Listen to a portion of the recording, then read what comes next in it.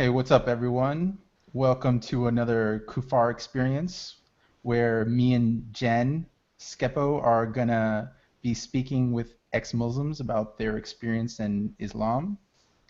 Um, let's get through this one fast because this is my day off and I want to watch more episodes of Vikings, which is really cool. Such a Uh, slacker.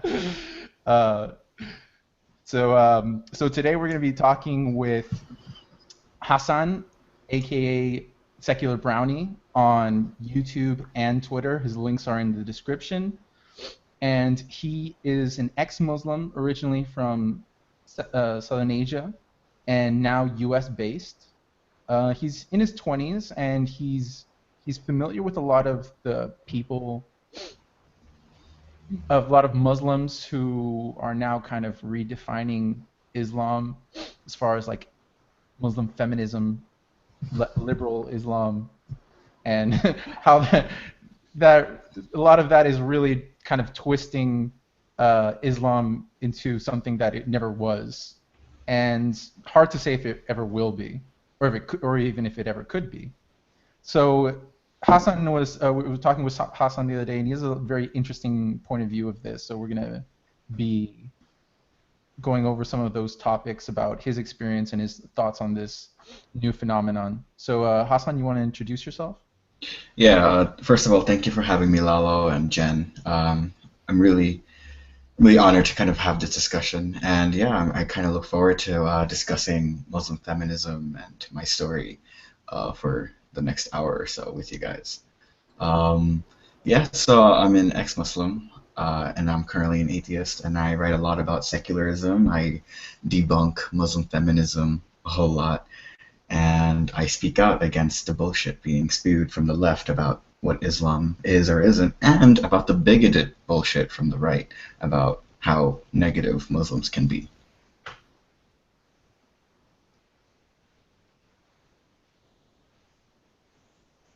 Where'd Lalo go? I think his internet messed up. I'm here. Can you hear me, guys? Yeah, Oh, now we I can. can. Okay, sorry. Yeah, sorry, I muted my mic so you guys, so you could do your intro. So where do you want to start? Where did you like? How religious were your parents? Could you say like what kind of Islam you were brought up in? So I was brought up in Sunni Islam, but I was never brought up in the. I like to call myself a former extremist, but not in the sense that I was an Islamist or a jihadist. I didn't appeal to that narrative of militant Islam. I was an extremist in terms of I was extremely conservative. I used to be a fanatically religious. However, the Islam that we were raised in had a Sufi accent to it because of the South Asian culture. So it was a very peaceful, melodious Islam, but it was also very conservative. So my stance on women and homosexuality was very conservative. I used to aspire for a global caliphate. I used to look down when walking and talking to women. I used to shame myself for being friends with women or having crushes on girls in school. I mean, and I would constantly think about. There was once upon a time where I would constantly be obsessed with religion and constantly think about it. Every breath, I would see that as a blessing because God allowed me to have that form of oxygen, and every molecule and every oxygen molecule or came from God. So that's how fanatical I was. I was quite obsessed. So what? How can you say that you, in a sense, weren't an Islamist if you kind of even were hoping or aspiring for there to be like a global caliphate? I was an Islamist in the sense that I didn't know about it. I didn't know about the idea of political activism and involvement for to kind of install Islamism in the U.S. or UK, right? I wasn't that didn't appeal to me because those groups I kind of brushed them all with Osama bin Laden and jihadis. I was very anti-Wahhabi. I was very pro-Sufi, anti-Wahhabi, and those groups tend to have a very Wahhabi Salafi influence. So I didn't want to associate myself with that because they would always condemn my personal interpretation, my family's interpretation of Islam. So, because I branded them all together, I didn't go with that. But the way I looked forward to a global caliphate and a golden age of Islam. It's written in my site, thesecularbrownie.com, very recent article, was because there was a prophecy that my spiritual elders told me because they had a vision. This guy, in my communities in Bangladesh, we're very big on visions and dreams that, kind of reveal reality. So this elder, he told us that Imam Mahdi, who Prophet Muhammad, and there's many hadiths that predicted that this guy's going to come, he's going to save the Muslim world. The Imam Mahdi is going to come in my lifetime, and then when he comes, there's going to be global Islam the world is going to be 100%, not 95, but not 99, but 100% Muslim and righteous Muslim. And this is before the Antichrist, what we call the Dajjal, comes out. So I bought into this heavily because he used evidence from modern political events. He said there's going to be two great wars Muslims will fight. One is Muslims and Christians, and I immediately associated that with the Crusades. And then he's going to say there's one with Muslims and the rest of the world, and I associated that with, this was in the mid-2000s, so I associated with the Iraq War and the War on Terror as, somehow, it's hard to explain how I didn't, sympathize with jihad, but I kind of saw the way the U.S. foreign policy as a war in Islam. It's kind of this very confusing. It's also very common, yeah. that attitude about it, the one that you had. And yeah, I mean, but then at one point I did entertain the idea, oh, maybe Osama bin Laden is fighting for Islam. But then my elders immediately shut me down because they said he hurts innocent people, he even hurts other Muslims. This is not the movement. This is not the the movement that Prophet Muhammad, foresaw. But, so, that sounds like very hard to make that distinction sometimes. Yeah. It is very plausible to see how you holding those beliefs and then see Osama bin Laden, it is plausible to see, oh, isn't he fighting for the same cause we have? And I understand, maybe many, if not, possibly the majority of Muslims will say, oh, no, you're wrong in that. But then how many are going to think to themselves, you know what, I think even my family's wrong. Most of the Muslims that I knew didn't support bin Laden at all, though. At all. Mm-hmm. Yeah, but most of us, we did condemn Western culture, but but we condemned it severely. So, and to answer your point, and you're right. So I wrote this in my article too. If I continued on this path, and at some point my religion became more individualistic, but I continued the same path of condemning Western values and looking forward to this global caliphate, and I was just as religious, and I individualized. And at the same time, I became very politically active in college. And ISIS came out 2 years ago claiming the caliphate, and they're very successful in their own regard with this caliphate. So, it wouldn't have been very far off that I would have been a potential ISIS sympathizer. It's just all speculation. Yeah, but I mean, you could see how you could potentially get down that road. Yeah, it's not of course. impossible. It's not, Exactly. That's what I'm saying. It's not impossible. If you combine all these factors, and the only thing you really need left is for me to continue being that religious, but to individualize my religion away from the collective, away from the Sufi community in Bangladesh, to kind of take it upon myself to read the scriptures for myself. Once I do that, then it's not very far-fetched. What you're saying is not far-fetched at all. And when you said, let's say even let's hold that moment in time where you kind of sympathized with Osama bin Laden briefly, right? Yeah. Let's hold that thought for a second. The argument from a lot of people like Chomsky and the regressive left is that you held that belief for no religious basis at all. Would you say that's true? Of course not. That's utter bullshit. No, religion is a big deal of it because there's this whole. So look. So there's two sides to it, right? There's one that completely overlooks the socioeconomic standards and the socioeconomic whatever. Does anyone really do that though? Because I hear there's two sides: the people who ignore the religion completely, and the people who ignore the politics and the socioeconomics completely. But I don't think that's true. I've never heard could we name an author who says no? What about Ayn Hirsi Ali? I mean, she kind of in a paragraph in The Heretic, she kind of brushes through U.S. imperialism, huh? Ha ha ha. She taught. I mean, I'm not saying I completely. There are dozens and dozens of videos online where people say, hey, this, you know, it has something to do with socioeconomics too. And she's like, yes, obviously.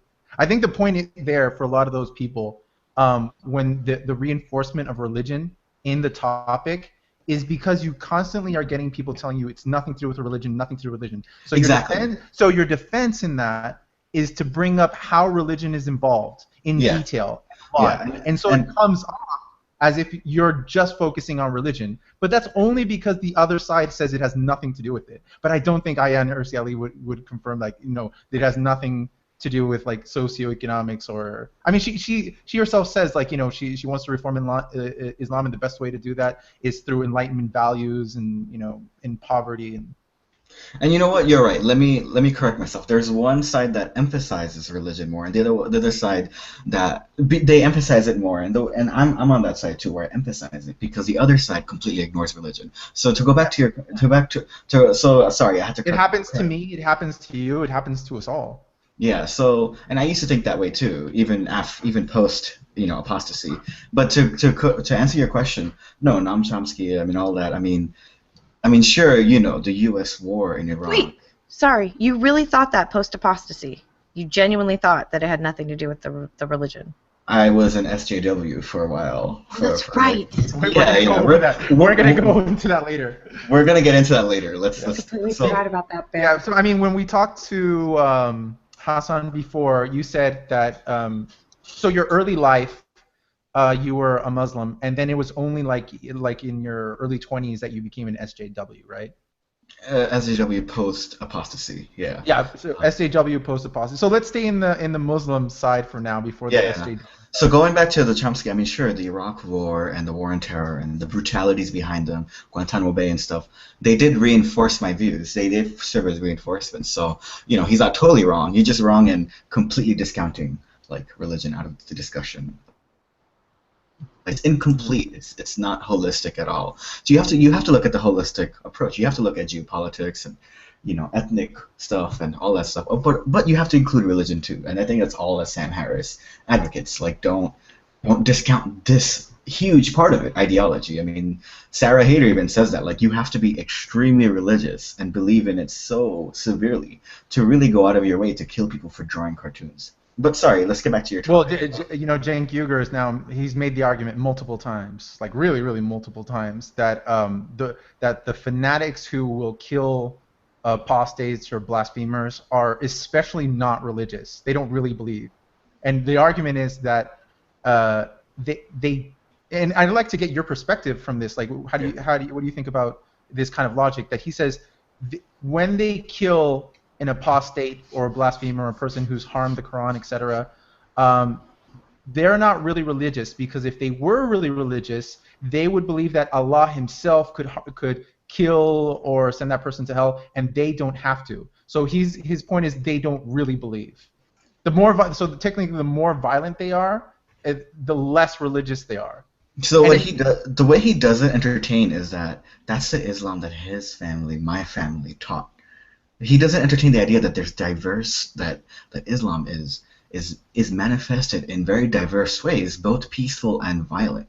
So in this case, let's say a mass group. I think in Afghanistan this was the case. There's a viral footage of this where a woman was being accused of burning a Quran, and then an entire mob attacked her. Sure, there's a mob mentality involved, but there's also like this social, like this societally accepted view of the reverence of the Quran as being like untouchable. Like, you can't touch it without washing yourself a certain way, without doing wudu, right? So to say that, you know, apostate murders in Bangladesh or whatever is just, you know, it's not Islamic. It's bullshit, because it's extremely Islamic. Because what I'm about to say is a threat to the Saudi clerics. It's a threat to ISIS. It's a threat to not just them, not just the violent ones, but also the peaceful ones. It's a threat to their cognitive dissonance of trying to make Islam work with their liberal values. So it's a threat to all. I mean, the reason ex-Muslims are received with such animosity and were name-called so severely in the entire Islamic sphere is because of this, because we criticize the doctrine for what it is, and that's threatening to those who either interpret it literally and think it's, even the messed up things are word of God, or interpret it quote unquote metaphorically and progressively and think, oh, this is inherently progressive, let's just give it. So apostasy, the reason that law exists is because Muhammad wanted to reconcile his power. He wanted to maintain social power, social control. So the idea of leaving Islam and leaving his authority is a threat to his power. And this authority was kind of transgressed throughout centuries and millennia up until today, where it's either the family that has authority, the husband, the society, the ulama, whoever. So apostasy in the U.S., it's a threat to the family, right? It's a threat to the family, the parents' authority, who use the Quran and the Hadith to control their children, right? It's a threat in Saudi Arabia, where they use the Quran and Hadith to control like everybody else, the entire society. So to respond to Cenk, first of all, apostasy killings are mentioned in the Hadith, right? Second of all, Abu Bakr, right after Muhammad died, and this is mentioned in my recent episode, he waged a war on apostates. He waged a war, and all they did was leave the religion. They didn't wage war. He waged it because they left the religion and they were forced to come back to Islam, right? So it's something that's in the Hadith. So Cenk really needs to read the Hadith, and if he says, oh no, Hadith, not everybody acknowledges the Hadith. Okay, he's right. Not everybody acknowledges it because it came out 200 years after. Great. But most of the Muslim world do. They acknowledge this, and they think that Prophet Muhammad is so perfect. Anything he says is perfect. So even when he says, if someone discards his religion, kill him, they're going to take that into their hands. Do you think Cenk is being disingenuous or woefully ignorant on purpose? Or do you think he just can't admit or see Islam for what it is? Well, you were gonna jump right now. So what it is the far left thinking, the social justice warrior thinking, the intersectionality thinking, is becoming more and more trendy, more and more popular. So Cenk has an audience of these young people who think this way, who think along the lines of intersectionality, all that stuff. So he wants to come off as a mainstream media source that defends this, that defends people of color against criticism. So I think as an ex-Muslim, he is very aware of what ex-Muslims go through. But I think as a businessman, he also has to cater to the supply and demand dynamics of media. So he has to hold on to people who are already his viewers, people who are already supporting him. So he wants to hold on to that view, because if he loses them, he loses business, he loses views, he loses hits. So, I think he has to perform this degree of cognitive dissonance and confirmation bias to defend Islam to the point that the Muslim social justice warriors, the hijabi feminists, the liberal and progressive Muslims like MPV and Ani Zanaville, they all listen to him like, oh, look, he's on our side. So he kind of maintains that degree of support. It's sort of like basic politics. I mean, politicians, they say things to, they say weird things to kind of pander to their constituents. Do they really believe it? Probably not, but they say it to kind of appeal to a certain demand, to get a certain degree of votes, So, yeah. But it's still the argument Cenk is making. To say it would make sense to if you're taking a religious scripture and the religious scripture says anyone who commits blasphemy, I as God will punish them. Yeah. And then based on that, if religious people see the crime being committed and they said we're not going to wait until God punishes you, we're going to punish you, then Cenk would have a point. Yeah. But that's not what's going on. What Muhammad killed people who would Muhammad and the Quran and also I gotta say, it's not just the Hadith. In the Quran, there is multiple times where it says any corruption or against God or the Prophet, and there's different descriptions of how to deal with these people, and almost always it's with death. Sometimes crucifixion, burning them, killing them in various forms. But there is in the Quran stated that there should be no corruption against Muhammad or God, and that could be interpreted to mean so many things and also just speaking out against the Prophet with a cartoon, or just speaking against him. Speaking against God can mean just speaking out against the Quran in general, obviously. And in the Quran, it doesn't state that God will do this. No, as Muslims, they must do it. And so Cenk is saying that when these people take action versus the Muslims who don't take action based on scripture, that these are the least religious people. That's nonsense. The people who are really willing to go to the extreme and actually take in action what the religious book says that you should do are obviously the most religious people. Yeah, And to say they don't believe is just like he's really just kind of in one of the videos I posted on Twitter, he even said they don't even really believe in God. So he's basically saying that they are atheists. Yeah, or, I mean, so or if you really want to nitpick, okay, he's saying they're being agnostic or something. But really, it's like these people who are killing secularists and apostates for blasphemy are deep down in their hearts really atheists or agnostics, and it's the moderate Muslims who don't take their text seriously. Those are the true believers. This is his logic. It's insane to me. So I think what he's doing is he's imposing the Islam that he's exposed to in the United States, the very sheltered version, and he's imposing that interpretation on the societal and mainstream discourse on what it or it isn't. So he's trying to declare, no, this isn't Islam, this is. And what he's doing wrong is he's saying this is their Islam and this is theirs. These are the peaceful Muslims. This is their Islam. And because this was what I was taught, like, the whole Muhammad cartoon thing, I was taught, like, the killing them is wrong, Allah will punish them. And that's what I was taught. But let's stop there. Is that any more moderate or liberal to say that Allah will punish those people?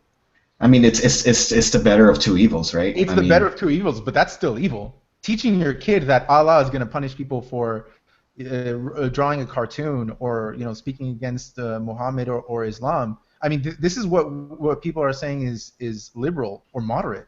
That's or not even just questioning to me at all.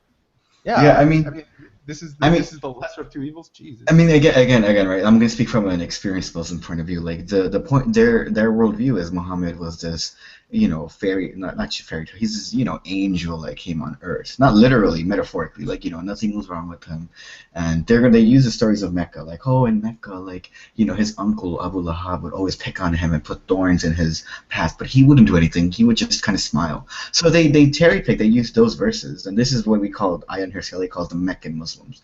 But then the Medinan Muslims will look in the Medina stories and the hadith that says, oh, well, so-and-so killed this a poet or this person or that person because they insulted Muhammad. And then when they asked Muhammad would be like, oh, yeah, he insulted me. That's fine. Like, it's fine that he's dead, So, like, the Medinan Muslims and the people who actually go out and kill, like, cartoonists or whatever, or apostates, they look at those verses. So this is when Ayaan Hirsi Ali's, kind of her interpretation in her heretic book comes true. So Chang, he's really talking about Meccan Muslims. So he's really imposing that version, that interpretation on everybody else, right? He doesn't acknowledge that people have different Islams, and some people's Islam are very violent, and what we need to do is criticize and scrutinize the violent, not the peaceful, not the ones that say, oh, respect your parents and be good to, people who are in poverty and be good to orphans, not that stuff. That stuff is good.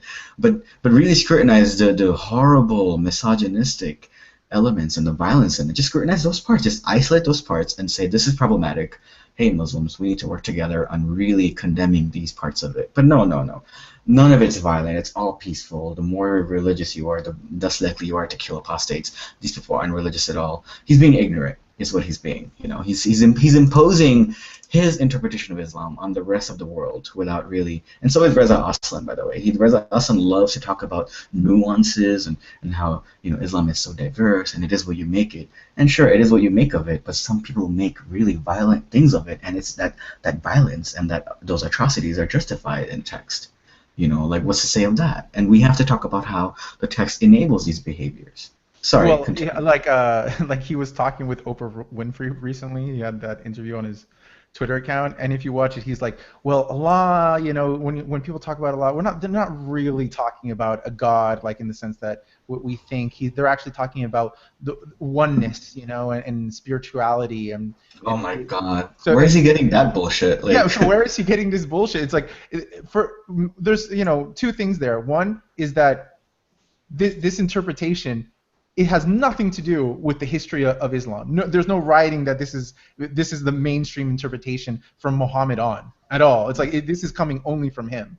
And he's really speaking for a minority, the liberal Muslim. In a very recent minority to that. Yeah. And also, if he was to say these kind of things in many Muslim majority communities, it would be the end of him. They would not tolerate it. No, they wouldn't. They'd call him blasphemer. But then, you know, when he would respond to that, if he were here, he'd be like, well, you know, those people, they're, you know, my personal interpretation of Islam is a threat to them, but they don't realize that Islam is diverse. And it's like, yeah, Islam is diverse, but even within the diversity, everybody claims that their Islam is like the best Islam, you know. And these people, they have way more scriptures. The people who want to kill Reza Aslan, the Islamists, they have way more scriptures backing them up than Reza Aslan does. Reza Aslan kind of, if you read No God But God, he kind of has this very diluted relationship with scripture, like, oh, well, you know, it's all about oneness, or, you know, the first thing Muhammad did was he criminalized slavery, and it's like, what? Where did you get that? No, he didn't. Like, no, he didn't. Like, kind That's of a good point to focus on, though, that they have more scriptures backing them up. I mean, it's inherently violent, and so they can back it up with the scriptures. Yeah. So they like to speak for those who don't have a literal interpretation of scripture. They like to speak for them. But again, these people who don't have a literal, you know, relationship with scriptures, they're not all the Muslims, right? There is a percentage of Muslims that relate to it very literally and, you know, approach it very literally, and whatever it says, it'll enable their negative behavior. Like in Pakistan, they're trying to criminalize domestic violence. And those who are protesting against it are Islamists who are using the Quran to call it their religious right. You know, the way, you know, I think the LGBT, you know, denial in the far right happens in the United States. It's like a religious right. Pakistan, they're doing the same thing. And what do you say to that? You know, like, they have the scriptures on their side. We need to talk about the scriptures that they use to enable this bullshit. So, and speaking of people who interpret Islam in very bizarre ways, what do you think about this girl, Amani, who was on an interview I tweeted recently, and that Last Row made a video of, where she says what we call feminism today, its founding principles came from Islam. What do you think about that?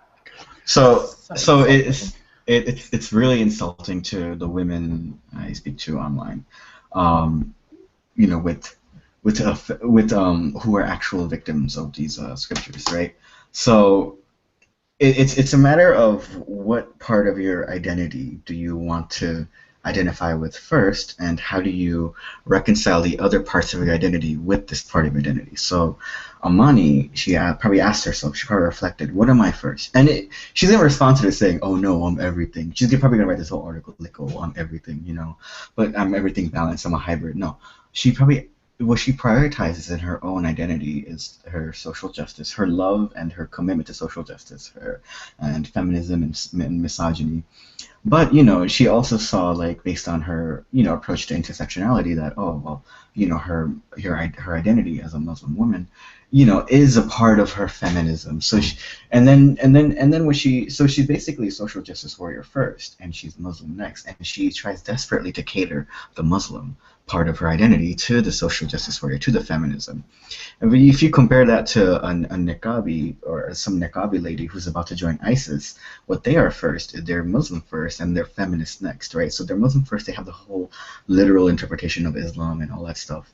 And their feminism comes in where they're saying, well, look, I'm a woman, I choose this path because this is the path that God wants for me, and this is what I as an individual woman choose, so that's my feminism. So you see the difference here between. But even if she's choosing to be a social justice warrior first, or a feminist first, and then a Muslim second, and allow Islam to kind of, you know, accommodate into her social justice warrior mentality, like how far do you really have to take mental gymnastics to not just say that Islam is feminist, but to say that it founded feminism?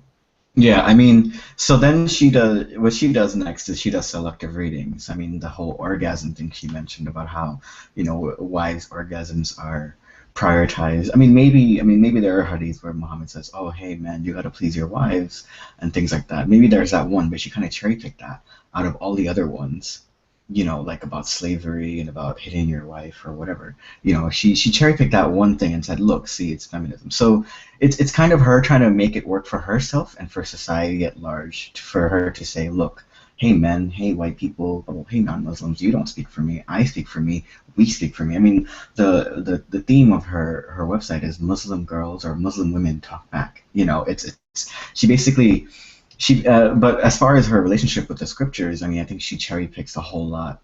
And if we were, I mean, the Pharaoh brought it up. My recent interviewee, Rima, she brought it up in my recent episode. All these scriptures that really negate her, but if you bring it forward to her, which she's going to deflect and say, well, look, you don't understand Arabic, so who are you? She's going to tell you this. You don't understand Arabic, so who are you to tell me what Islam is or isn't? Don't mansplain, don't white-splain, you know, Islamic feminism. And two, she's going to say, well, look. But most Muslims don't speak Arabic. Well, yeah, that's another thing. And a huge amount of Muslims can't even read anything. Like in Pakistan, most people can't read.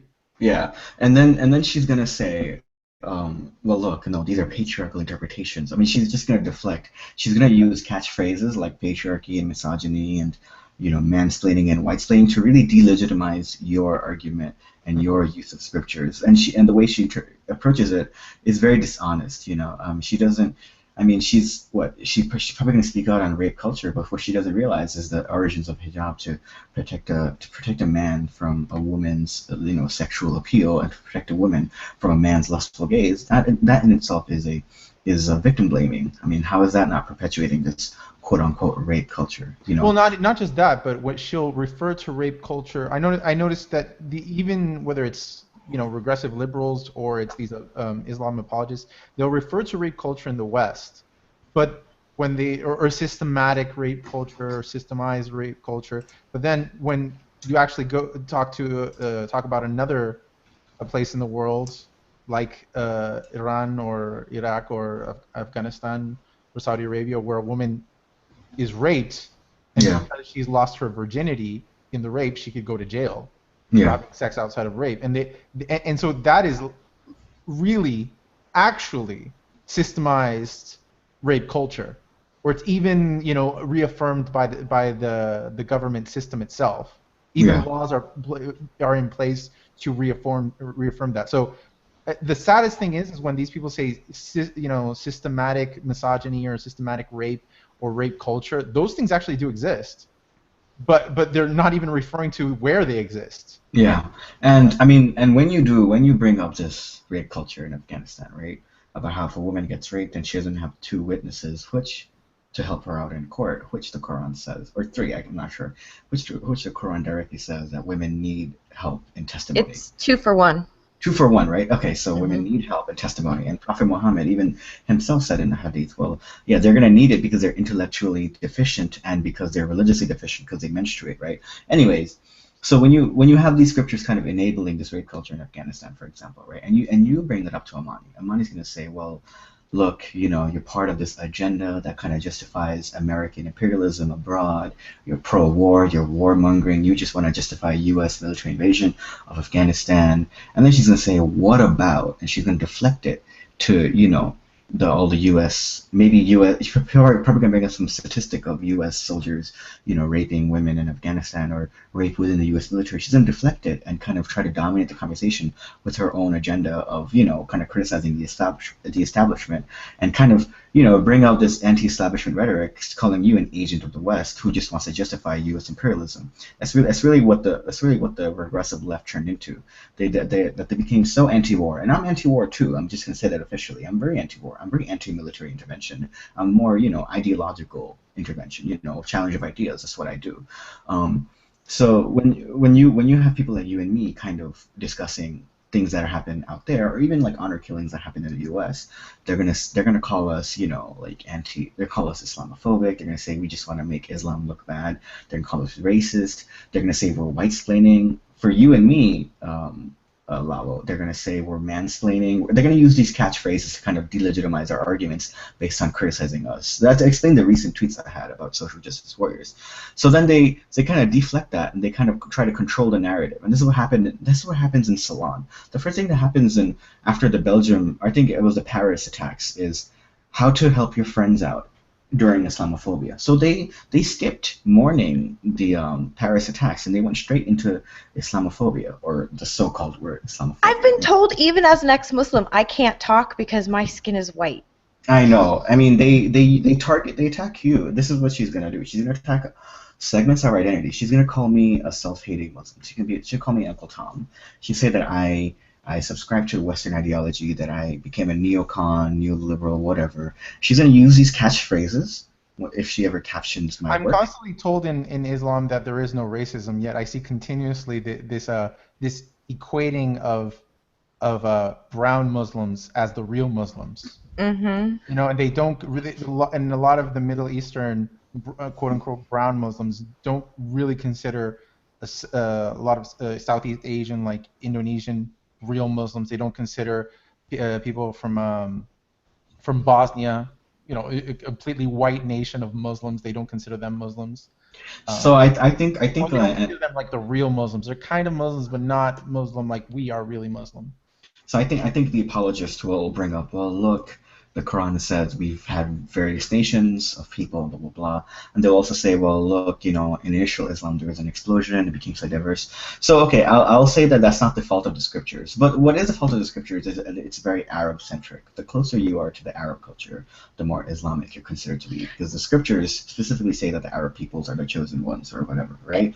And the more the Asian cultures try to mimic the Arab ones because Yeah. that they want to be the true Muslim. Because, Oh, basically. I mean, any South Asian community you go to, or not any, but a lot of them, a South Asian mosque community. If an Arab person comes in, they look at that as authorities because they speak Arabic. Absolutely. Yep, that's and very true.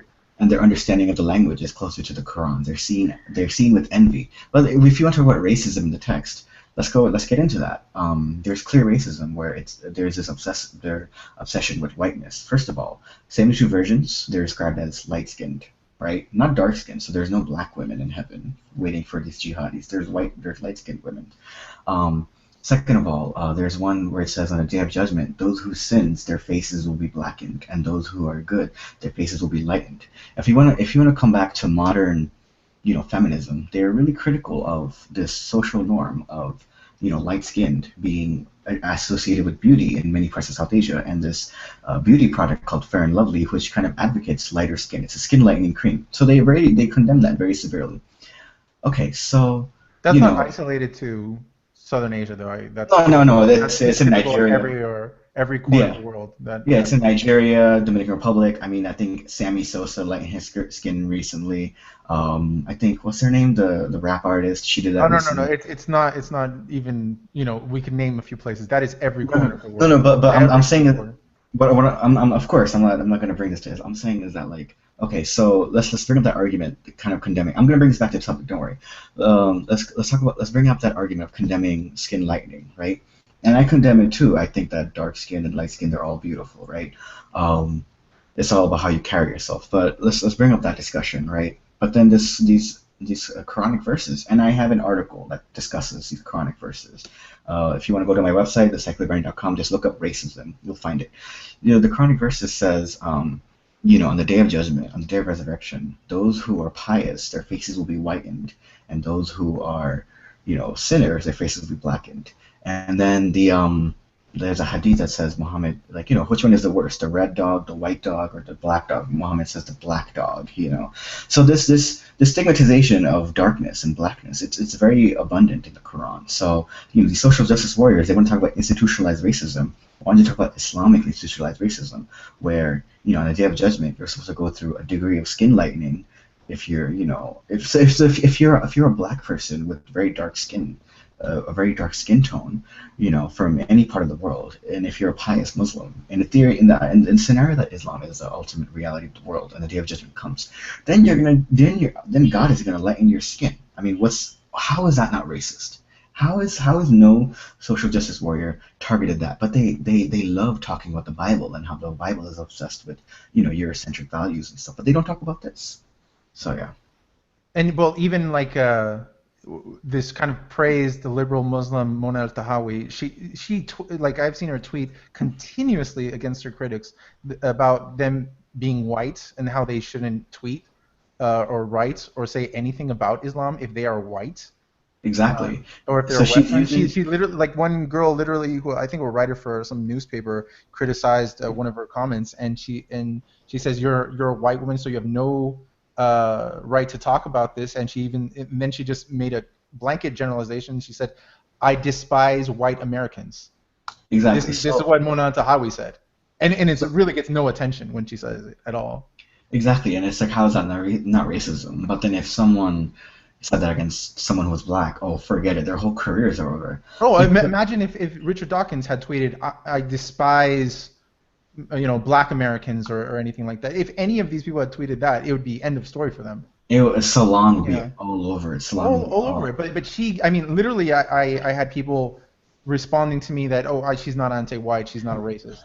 So exactly right, because look what they did over the past 5 years. They redefined racism to the point where it's like institutional discrimination against non-whites.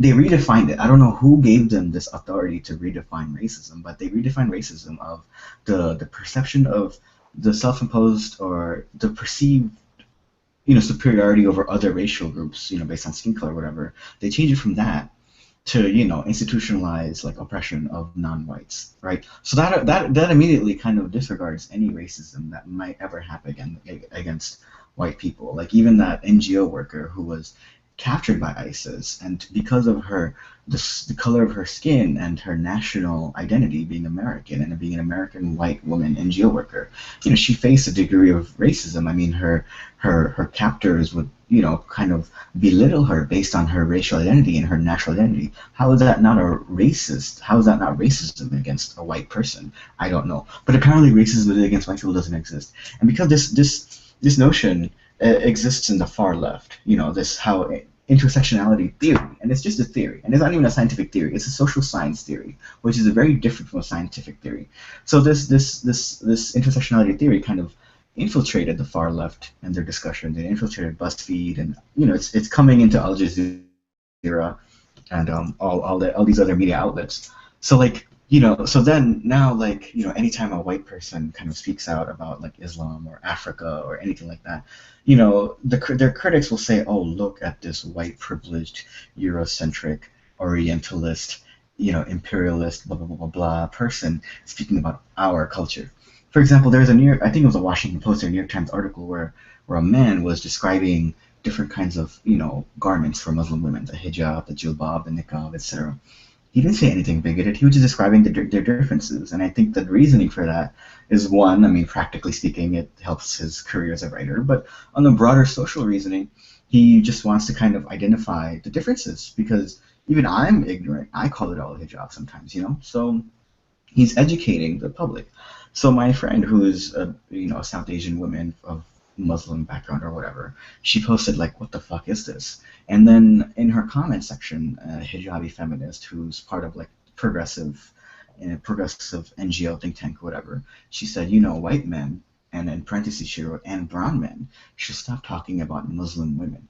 So she's basically implying that only Muslim women can talk about Muslim women, and that's when they kind of coined this new term called white feminism, about how white feminism is the ignorance of white feminists who are white of intersectionality. I would love to know if this applies to her as well. I would love to know if she thinks that she is limited in talking about certain subjects because of the color of her skin.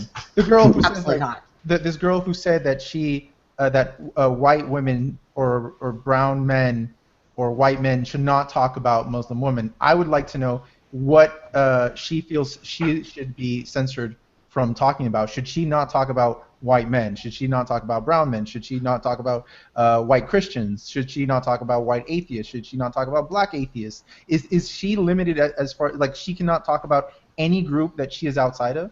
Yeah, and I would not doubt for a second she would not the hypocrisy is amazing. For a second. I mean, she would not even concede that for one group. I'm absolutely sure of it. And she has the nerve to talk about Black Lives Matter and kind of, informing the public about Black Lives Matter. What? She's not black. She's South Asian. What does she have to do with that? And the people in Black Lives Matter are majority not Muslim. Let's say absolutely, oh, yeah. Overwhelming majority not Muslim. But then if she were here, she would say, but no, it's this united solidarity struggle of people of color against white privilege. It's just this obsession over demonizing the white. But again, I would ask her again. So we're talking about so people of color can actually intersectionally comment. Am I included there? You're Oh no, Latino. I can't. A half Be- Palestinian Latino can't, even though that's pretty, of color-ish. But fuck, he's a critic of Islam, and I don't like what he's saying. So no, you're just out.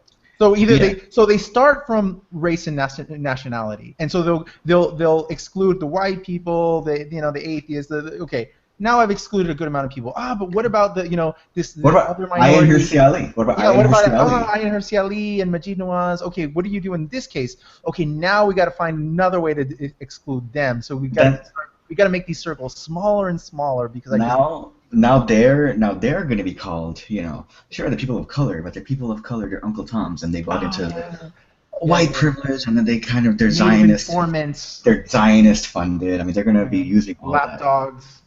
I mean, Glenn Greenwald, a gay Jew. I mean, I listened to Sam Harris today, where how he was talking about how Glenn Greenwald, criticizes Majid Nawaz, and I'm like, how is that not racist? How is it not racist for Glenn Greenwald to kind of imply that Majid Nawaz is an Uncle Tom when Majid Nawaz has the most nuanced experience out of anybody?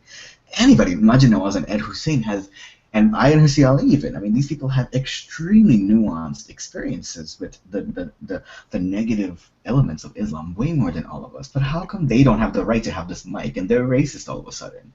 Like what's up with that? It's like it's more of an ideological ownership. They really want to own.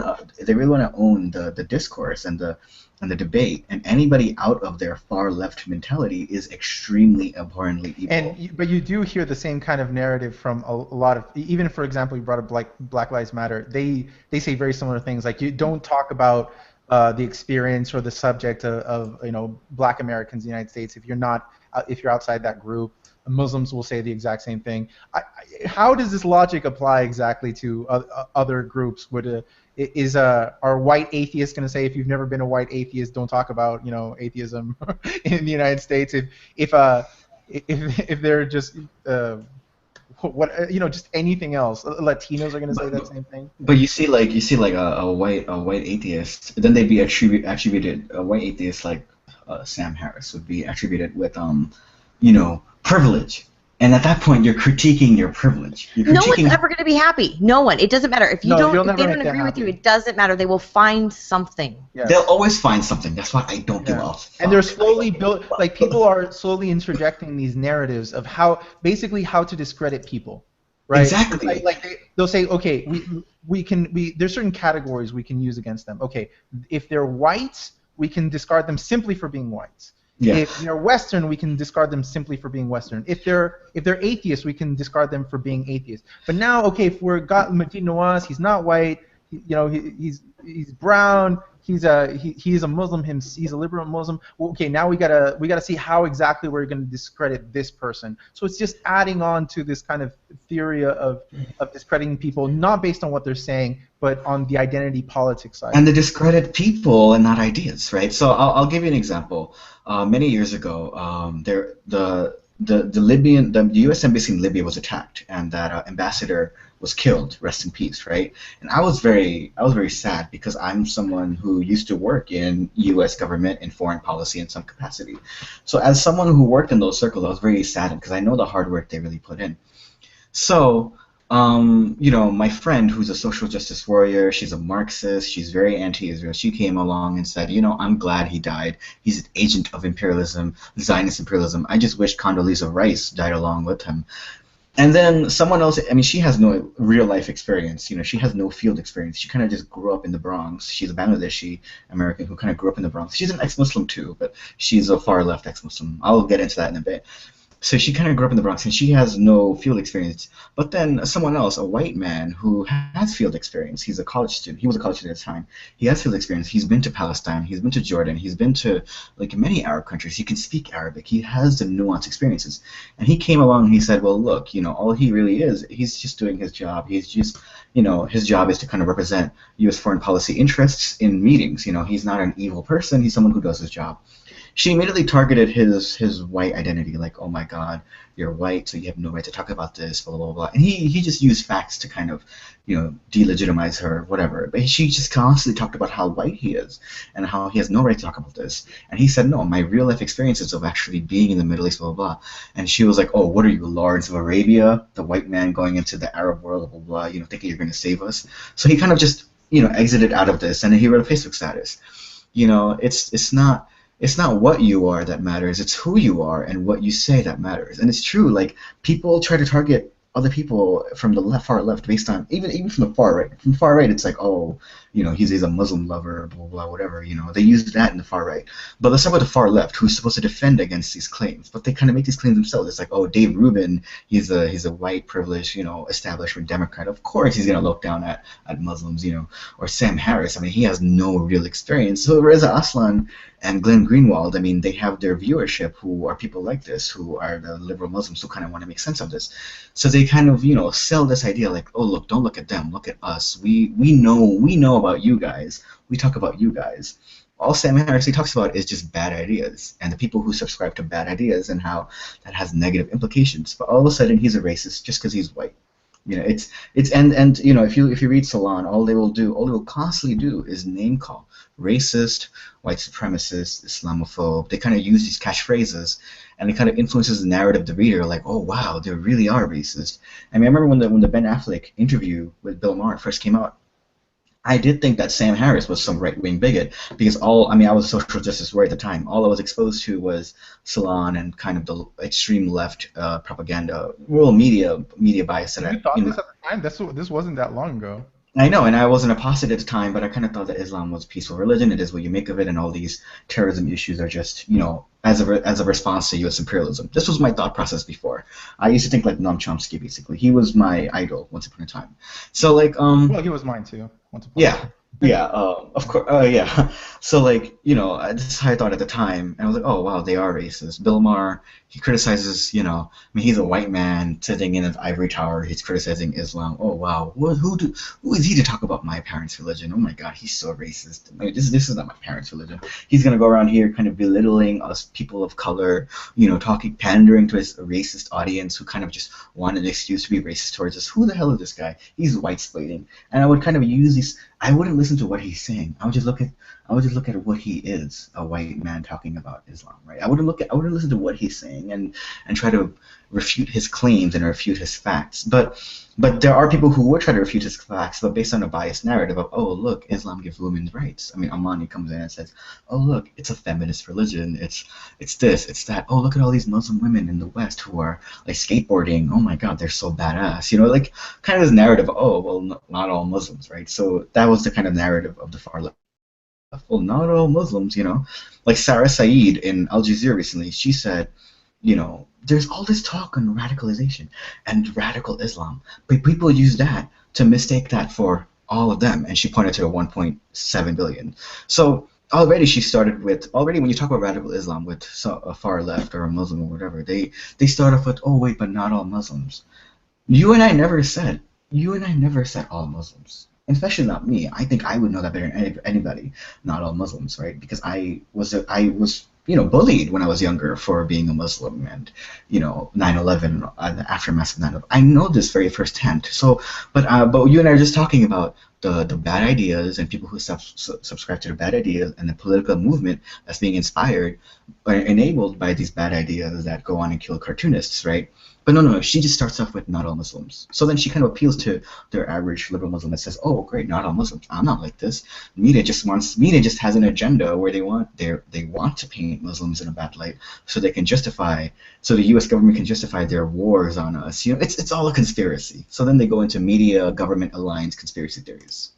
And I've seen, this is the argument I'm seeing from a lot of these people like Amani or Mona Tahawi or Miriam Namazi to discredit people. It's like, oh, I feel you are on the right wing. I feel like you are like you're Western. You're you're white, so I don't feel like you should be making these comments. I am more valid to make these comments, and they'll make their criteria based on who they are, right? Miriam Nawazi will say, well, I'm more valid as an ex-Muslim woman from Iran. Muntaha will say, well, I am actually a Muslim woman, and even ex-Muslims don't have the right to speak about this. And they'll just start like, cutting down people at the knees based on their identity. Yeah. Who was the president who installed the Marshall Plan? Can you repeat his name? I forgot the president. The president behind the Marshall Plan and the Truman. After World War II, like wasn't it Truman? Truman, okay, the Truman Doctrine, okay. So after World War II, the U.S. had this like, okay, let's help everybody mentality. So, and this line is used a lot in post-structuralist theory classes. They bring up this footage. So then at this point, decolonization was like trendy. Everybody was kind of decolonizing and all these things, right? So all these countries started to kind of reclaim their independence, like India and all that stuff, right? So then Truman, when he talked about kind of helping the world and providing aid to the world to kind of establish U.S. leadership, he used the terms third world country. So then the professors, the liberal professors behind the post-structuralist ideology, expansion, they say, well, look, at this point, he turned people from colonies to, vessels, to neo-colonies. At this point, new colonialism started because at this point, the division between the first world, second world, and third world was created, and the social discourse of the colonies as inferior to us, the West, already began. So this notion of third worlding kind of it kind of became trendy, and this term third world country. So that's why the far left, they get very offended by that because of this notion. So when they say, oh, white people don't talk about Islam, they do it in response to this idea of first world country people talking down to third world country and coming into their country with troops and telling them how to live their lives. They talk about sovereignty and agency, and oh my God, give us our agency to kind of indicate whether we're oppressed or not. Give us that agency. So that's why they kind of want to own the discussion. They kind of want ownership over the discussion over their identities, right? And but then it's not just giving them agency to say that they are oppressed. It's giving them the agency to say they are oppressors, right? Oh, they say like because there are more people oppressed than there are. I'm sorry, there are more oppressors than there are oppressed. Yeah. Right. But an essential point there is, should we give, for example, misogynists in the United States the agency to kind of talk about their own oppression of women? Or rapists should have their own agency to talk about their rape of women? It's a very bizarre argument. Leave us to our own agency to talk about our own oppression. And these American Muslim apologists, they're sheltered in many ways because because this is why I used to think like them, because we grew up in a sheltered Islam where it's a very peaceful religion, it gives women's rights. That's what we're taught, right? But that's a really good point, because a lot of the Muslims that are defending Islam and even making excuses for terrorism and things, they've grown up in a very sheltered version of Islam. Very different than the experience you would have in any other. I see that immediately when I see one of these hijabi women say when anyone brings up, that many millions of women are forced to wear the hijab by parents, by the government, by physical force. There are news reports of women in Iran or Afghanistan getting acid thrown in their faces for showing their hair, and they will say in a very comfortable, Western scenario to a white privileged audience, they'll say it's a choice actually, don't tell me that I'm oppressed. Exactly. And they think they're making a very grandiose point with this, and they're actually doing is just ignoring all those women everywhere else. Yeah. And they attempt to. I said the same thing though as a hijabi. I said the exact same thing. I thought it was my choice, even though I would have gotten the crap beat out of me for not wearing it. It was my choice, right? Because I was submitting to the will of Allah. Yes, but the problem there when they say that is what they're implying is that, well, it's a choice, and what they're saying is it's not just a choice for me, it's a choice for everyone. Mm-hmm. Yeah. Since it is a choice for me, and this is the reality I'm aware of, because it might be a choice, but even Jen has pointed out sometimes they say it's a choice and it's not. They're not being they're being very disingenuous. What they're saying is that, well, it's a choice for all women, and it's not true, and two, it's very apathetic and indifferent to the women who don't. And they speak about it in monolithic terms. They speak about themselves as monoliths, as if they represent everybody.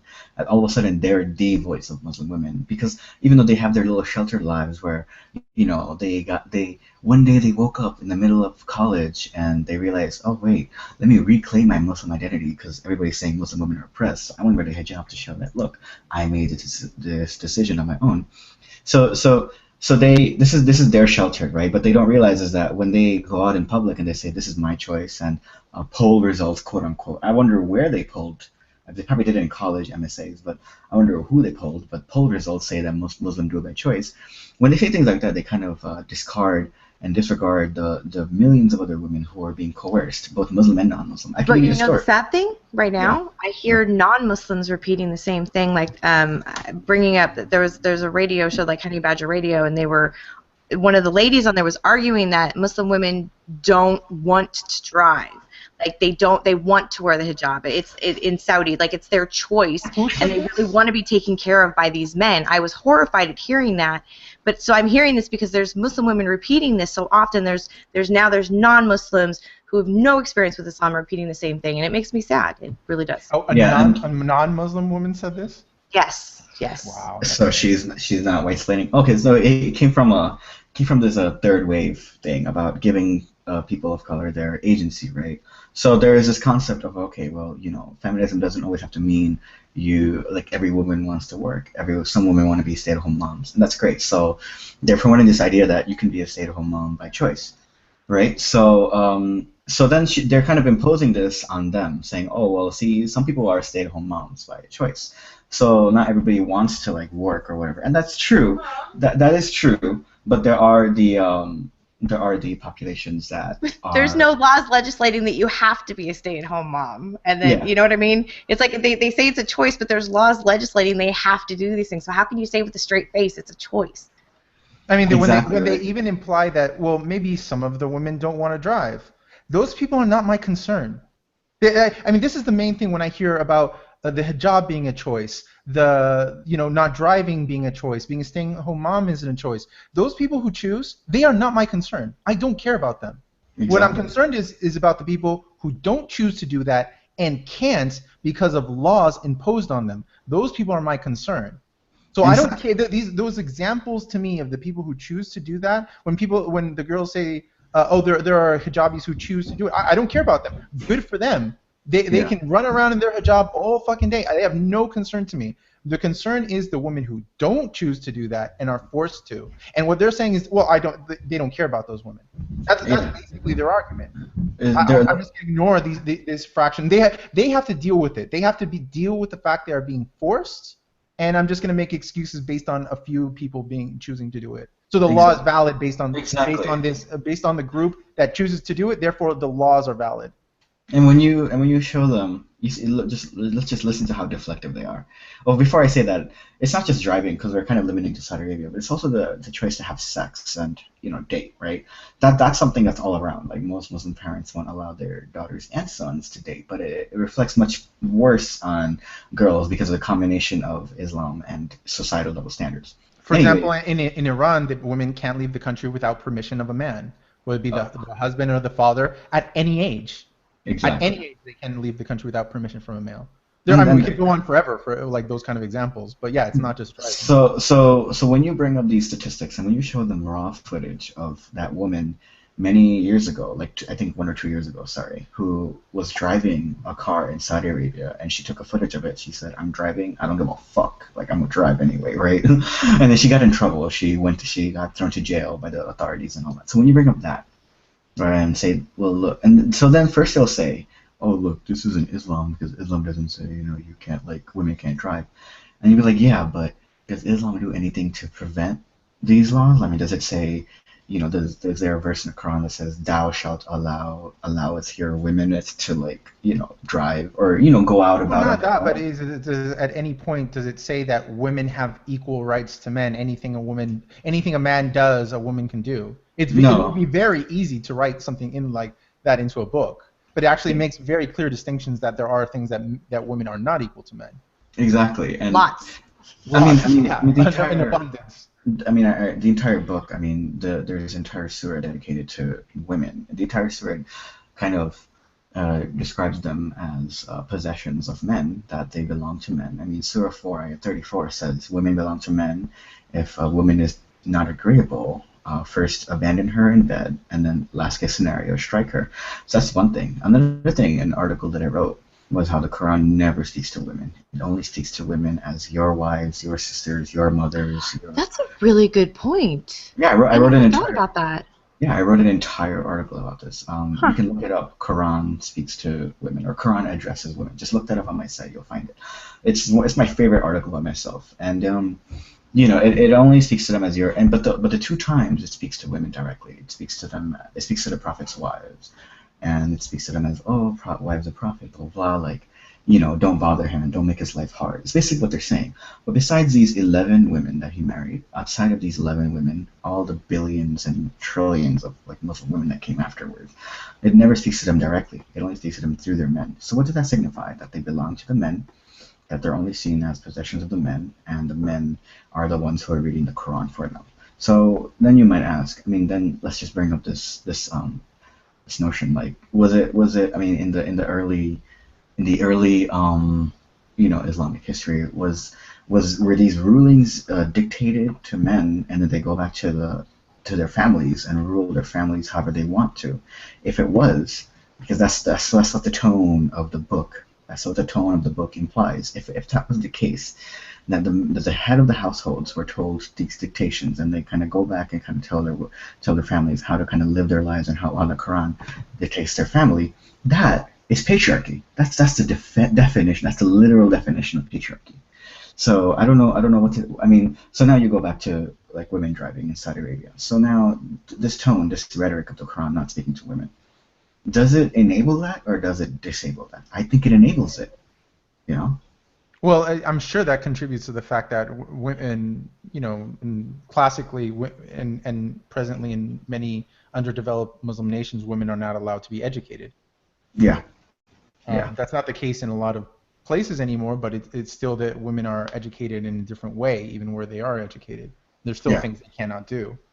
Yeah, and they're only regarded as future mothers of Muslims. Or the education isn't used. You're being educated, but you're being educated to be a mother and a housewife, even though it's more like part of your dowry. It's more a selling point for the woman that she has this education, even though it's never going to be used. It's ridiculous. Right, like for example, in Saudi Arabia, the women are very highly educated. Well, the ones that are in the metropolitan areas, but then what do they do with that? Do then they become company owners or CEOs or things like that? No, it's not used. And it's like you say, it's just a selling point that they become like, this is an educated woman, so she would make a good wife. And you can, we can leave Saudi Arabia. We can bring it back to the U.S., for example, like Muslim, and not just Muslim, but young South Asian girls, both Muslim and non-Muslim. From a young age, they're pressured to kind of marry. From the minute they turn like 17, they're pressured to find husbands or arrange. Not all of them. Some families are really progressive. They want their daughters to finish education first, while others kind of trying to impose like arranged marriage proposals on them, right? And this is not just Muslim. This is Hindus also. But this notion that all a woman's worth is she's the future mother of Muslims and the future wives of Muslim men, and she's just a caretaker of the household, right? For the Muslim population, for the Muslim South Asian population. So these two values. I'm not saying that this is because of Islam. Of course not. I'm not going to say that, because that's how people are trying to refute me saying that, and then they'll try to end the discussion right then and there. But these values, they're not caused by Islam. They're enabled by it. So, what I'm saying? Like, this is in the U.S. too. This is in widespread the U.S. I had a friend in high school. She wore a hijab. She was Pakistani. She was extremely intelligent, extremely smart, very charming, and we were very good friends. And at one point, her brother and her were arguing in front of their mother, who's also very conservative. And then the brother was like, "Oh, like, do this for me, or I'm gonna tell mom about Hassan being me, about Hassan." So automatically that kind of implied to the mother that this girl was having a relationship. So her mother's only answer to reform the daughter let's not, I'm not going to touch the subject that premarital sex is taboo and there's fear around sexuality. But let's just get into how women are conceptualized. But the only reform, the only solution to this was first lecture on relationship with boys, and the second was just to get her married. So immediately her mother started hunting for arranged marriages. So her daughter's only worth at that point. She didn't get married. She ended up not getting married. I mean, that ended up not happening. They ended up resolving it. But it's just and these scriptures kind of enable this idea that you're only worth as a woman, as a belonging of a man, as someone that complements a man's journey to spread Islam around the world.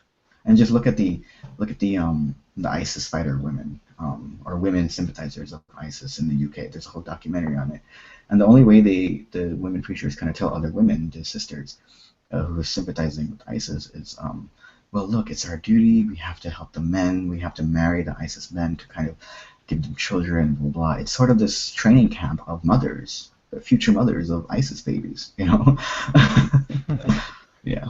So getting back to just like the social justice warrior feminist side of the whole thing, how do you think you can combat these people who just attack, like we were saying, like with these multiple arguments of identity politics, trying to cut you down? What would you say to Sam Harris as like a way to kind of combat that? I would tell them to just ignore it, because it's like what you told me in a private conversation. The minute we give them attention, the minute we give these allegations attention and say, oh no, I'm not criticizing people, I'm criticizing ideas, then CJ Worldman feels empowered. He feels so empowered. He feels like, yes, my article got to him. We discussed this in private. Yeah.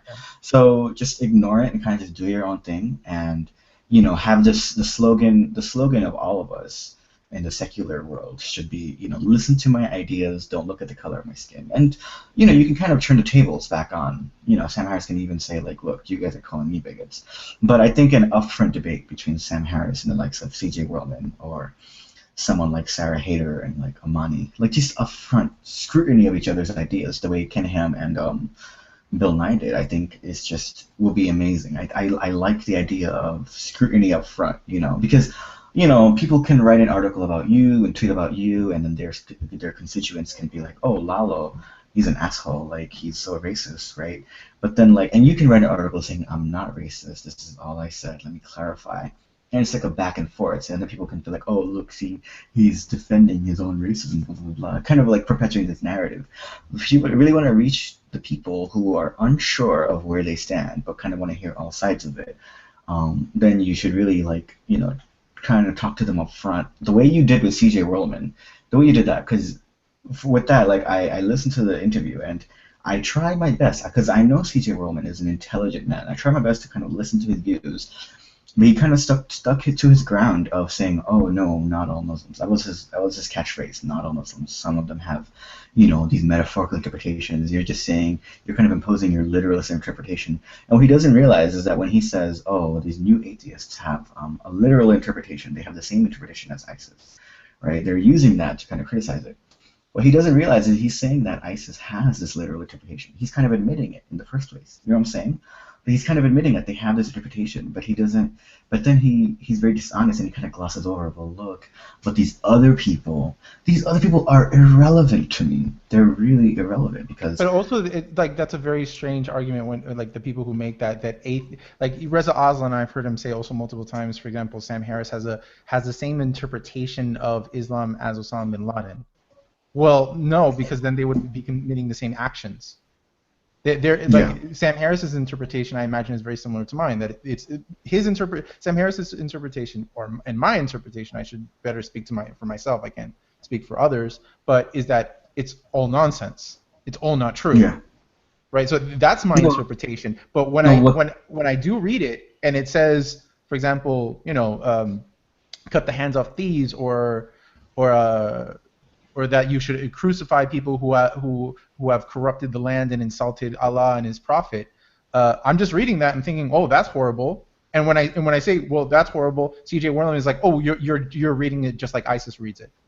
Well, what? No, I'm not. I don't believe in it at all. They do believe in it. That's their interpretation that it is true. What they mean by that is the interpretation that you're talking about is the same as theirs, and their interpretation doesn't reflect all of interpretations. And they're right to say that, but they keep clinging to that fact.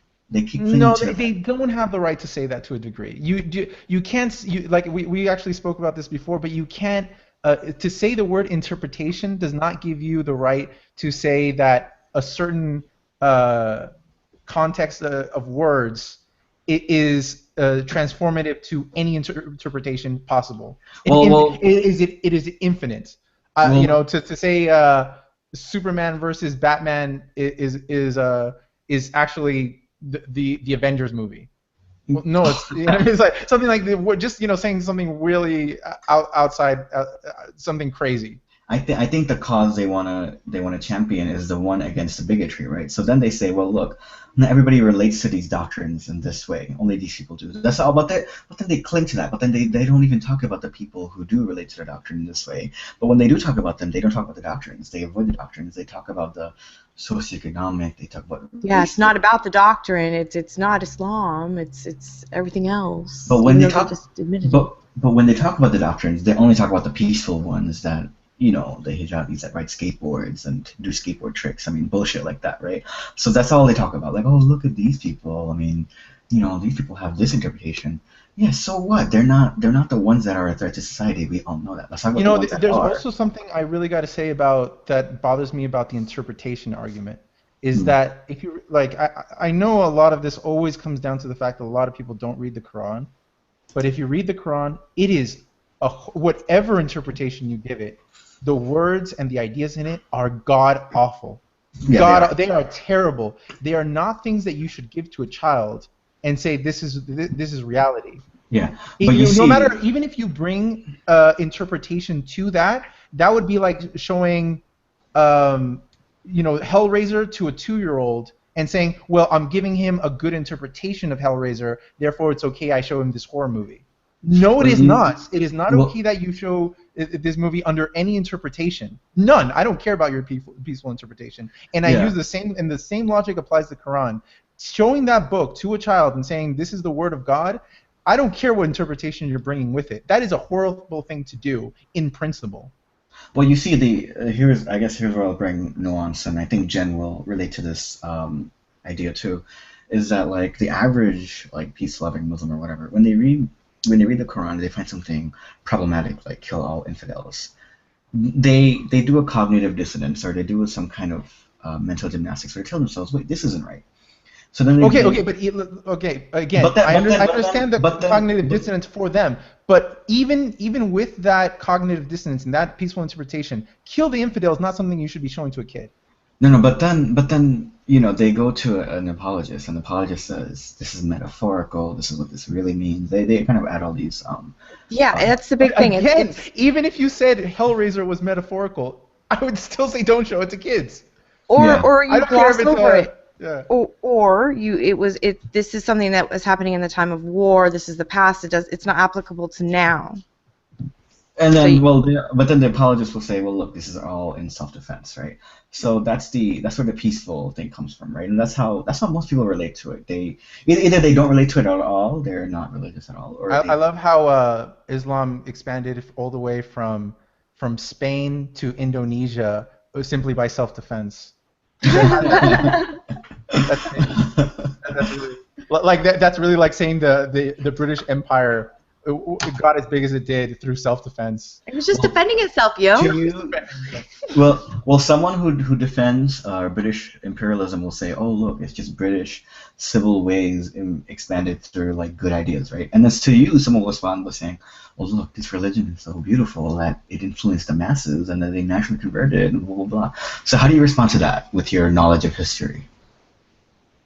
How do you respond to the people that say that is the history of this doctrine expanded because of these were good ideas that people subscribed to and bought on a mass scale, so they all converted on a mass scale. So how do you respond to that? Well, then I would ask, so does that mean Christianity is a better ideology because it expanded more than Islam? Oh my God, someone's gonna cherry pick, edit that one sentence out, and call you a racist. They're gonna say I'm a Christian apologist or something. I knew it all this time.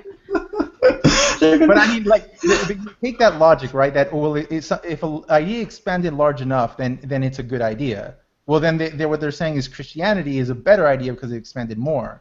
and then they would say, well, no, I don't. They don't think Christianity is a better idea. It still comes back to Islam, right? And so it's always gonna. No, they'll argue that Christianity spread more by violence than by the idea, and that Islam spread by the idea and less by violence. I heard that lots.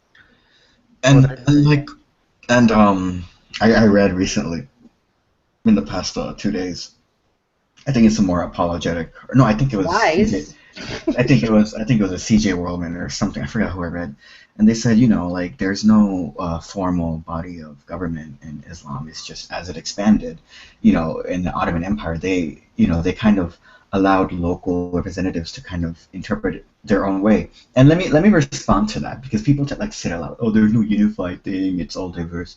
Let me respond to that. Is that as this ideology expanded as a means of political conquest for the rulers, instead of kind of losing control over their territories the way the Romans did, they wanted to maintain control. So instead of imposing a monolithic doctrine, they allowed the local representatives to kind of mesh their culture with this newfound doctrine that's kind of entering society. So the transition into the society becoming an Islamic one, like South Asia, for example, became smoother. So if you look at before the whole Wahhabi Islam, Islam in South Asia, it was very kind of immersed with a lot of like Hindu practices, things like singing and talismans and superstition. I mean, there was a big they all just had this one large orgy and kind of created this South Asian Islam, and it was this huge fusion. Even the Islam that I was taught, it was very fused with like Hindu principles, the idea of a third eye. I mean, you don't ever hear of the idea. I mean, it's called a nafs, right? And then traditional scriptures, the nafs is described as the self, right? This idea of controlling yourself, right? Self-restraint. But in the South Asian Islam, the way the nafs and the self is translated, the way it's interpreted as, is something that's literally located. It's an invisible spiritual eye located on your forehead, and non-Muslims kind of use this power of this third eye to benefit in this world, like psychics and stuff like that, and whatever. They have the right predictions, but they have the right predictions of the future, but it's Satan telling them. The difference between them and Muslims is Muslims kind of focus their nafs and their spiritual heart. This is a very Sufi, interpretation, by the way, to kind of get one with God and blah blah blah. So tell me that's not like the brainchild of Islam's fusion with Hinduism and Buddhism. That's if you say that's not, it's just a bunch of bullshit. Fusions with more pagan religions, like when religions move to one place to another, is very typical. Yeah, I mean, also even as it expanded into Africa, Islam in West Africa and Islam in Bangladesh are very different.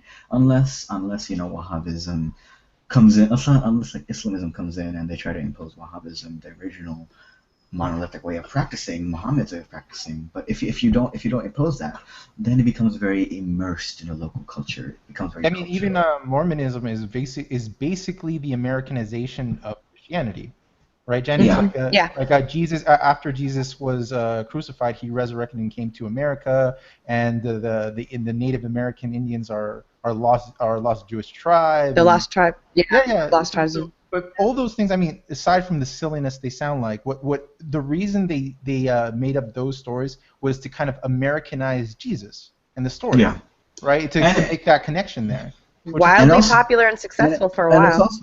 It's also if you look at the original apology against Sharia, saying, oh, there's no monolithic government, Islamism is not a thing. It's really the way it was throughout history was local representatives would kind of interpret their own way. If you look at that sentence, interpreted their own way, and another one, diversity, Islamic diversity, how people practice it diversely, and people kind of use this to defend Islam, right? Okay, now dig into that. The more further away from Saudi Arabia you go, the more different their Islam becomes from the thing, right? So diversity in religious practices is really, so what you're promoting is really diversity in the practices. And what that really is kind of straying away from the monolithic doctrines and kind of creating your own version of it. So what they're basically saying is that the golden age of this civilization was when they were furthest away from a literal interpretation of doctrine. The dark ages came back when in the 19th century Saudi Arabia came to power, and then the whole literalists came in, the Muslim Brotherhood in the 30s, and the assassins of Sadat in the 80s and bin Laden. I mean, just the Saudi global explosion of Saudi-funded Wahhabi ideology is the bad version. But what's so bad about that? You want to know what's bad about that is it's very close to scripture. So these Muslims, they don't realize is that they're admitting that the closer to literalist scriptures you get, the more fucked up you are. They don't realize that they're admitting that. That's why when they say things like it's metaphorical or, oh, don't take it literally, they're really just saying don't take it for what it is, make of it something different, because watch out for this bull crap. Like, it's crazy. They don't realize that they're subconsciously admitting that. But, I mean, another important factor is that this, non-literal metaphorical interpretation, how recent is it? It's extremely recent. This kind of read the Quran like it's poetry, non-literally. This is not Muhammad and the people who came after him were doing this. It came out in the centuries after. I mean, when the Quran was written, it was written to be taken extremely literally and to be set down certain jurisprudence for the lands. Exactly, like Muhammad wasn't writing specific laws and rules in the Quran for people to and then say, okay, here are certain rules about how to marry, how to conduct your family, how to act in times of war. Just guidelines. And then say, oh, by the way, this is all poetry and not to be taken literally. No, this was extremely laid down as the law at the time. Exactly. And the further in history you go, the further away from that 7th century that we go, right? The more diluted the practices become, the whole metaphorical bullcrap, because it becomes localized to different cultures, right? Okay, so let's look at this one scholar in, I think, the 13th or 12th century. His name is Ibn Taymiyyah. He came along and he said, no, all these cultural superstitions and practices are bullshit. We got to go back to the original doctrine. If Muhammad had this concept called bid'ah. Bid'ah means innovation that stirs away from the doctrine. So if we create our new practices, which a lot of people did, it's haram based on the doctrine. So he came along and he said that. The entire Muslim world critiqued him, said, no, we all have, this is in the 13th century, they said, no, we have our own way of practicing, don't impose your culture on us, blah, blah, blah. Okay, so then he kind of got pushed aside and he had a small following. But then in the 19th century, Muhammad ibn Abdul Wahhab came back, this other scholar, this other activist, and he came out with his movement. Same thing, sponsored by Ibn Taymiyyah, sponsored by Muhammad. He said, no, we got to go back. And then he was successful because of British support, alliance with the Saudi family, and so on and so forth. And then, this movement coincidentally took over the world capital of Islam, which is Mecca, and they established huge political influence over the masses, right? So then now you look at when people critique Wahhabi and Salafi Islam, they're really critiquing the literal interpretation of doctrine, and what they're really admitting to themselves or to the world subconsciously is that the more literally you read it, the more problematic you are. Don't read it literally. Make of it what you will. It is what you make of it. In Turkey they do Sufi dervish whirlings, and in Pakistan they get together, they sing qawalis. I mean, they look at all these things, they're like, oh, this is it. But no, these are actually innovations. These are beautiful, and I think that's what I like about it. I think what I love about these civilizations is how diverse they are in their practices. I still think that's incredibly beautiful. But the minute you go back to the monolithic origins, the one that Muhammad had in mind in his hadith, and it's proven by the hadith in the Quran, that's when you get really problematic. That's when you have this monolithic culture kind of trying to take over everything. In Mali, in the last few years, Al Qaeda took over, and then they kind of threw away all the musicians of the beautiful music. Mali, if you ever look into the music of Mali, it's so beautiful. Almost Sangare, the immense amount of good artists. There's another book about these movements, Muslims against Muslim, extremists, right? And in Somalia, for example, in the 90s, Islamists came in, Al-Shabaab or whatever. They created these local laws where music's not allowed. So they started kicking out all the local cultures and things like that. So the minute you have this monolithic culture come in and try to reform society, the way Muhammad did with his culture, and he brought that into Mecca and he threw out all the pagan idols and he destroyed a lot of history. It's basically a repeat of the past, right? You're repeating the past. So when the people who isn't that important in Muslim belief, that to kind of set the example of the Prophet and to live life the way that it was lived back then? According to exactly, and people don't realize is that what these people are doing. I mean, that's the reason the men grow beards. Exactly. Like Muhammad did, to imitate the way he lived. But the people who grow beards, but they're into the whole metaphorical bullcrap. What they're doing is they're cherry picking. They're making it work for them. But when they cherry pick and when they make it all metaphors and they make it work for them, they're admitting that they need to make it work for them. That it inherently doesn't work for them, right? So that's what you're doing. You it's basically a repeat of history where you have a monolithic group, a group with a monolithic ideology trying to impose their culture on everybody. It happened with ISIS. It happened with Islamist movements all around, right? So that's what people don't realize, that this is actually a restoration of early Islam, like Medina Islam.